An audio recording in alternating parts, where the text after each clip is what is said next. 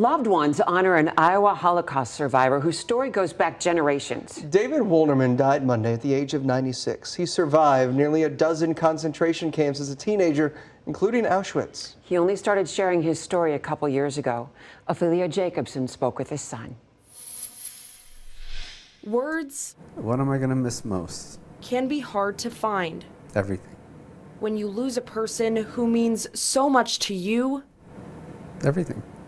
It's a good man. and to others. David Woolnerman lived his life by 4 words. Forgive, but don't forget. And that's always been his mantra. Perhaps that wouldn't allow him to live to 96 if he always kept keeping his baggage, carrying his baggage from the Holocaust.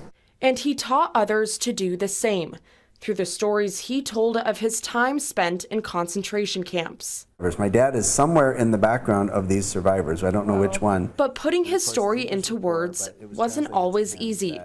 His son Michael convinced him to publicly speak about his experience as a witness and survivor of the Holocaust just a few years ago. I think just seeing what's happening even in our country, it inspired him to speak more about it. Iowans were willing to listen.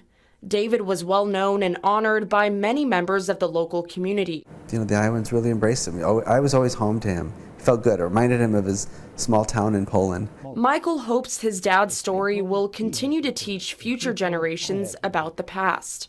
And he plans to keep talking about his dad for as long as he lives. The numbers are dwindling for Holocaust survivors all over the country and all over the world. I think that if we don't hear these witnesses' stories, then we may be prone to repeat history. Pictures. This is a big family that we have now here. Worth 1,000 words. This is the biggest retribution I think my dad could have ever imagined. Serve as memories of the life and family David built in America after his liberation. He was humble.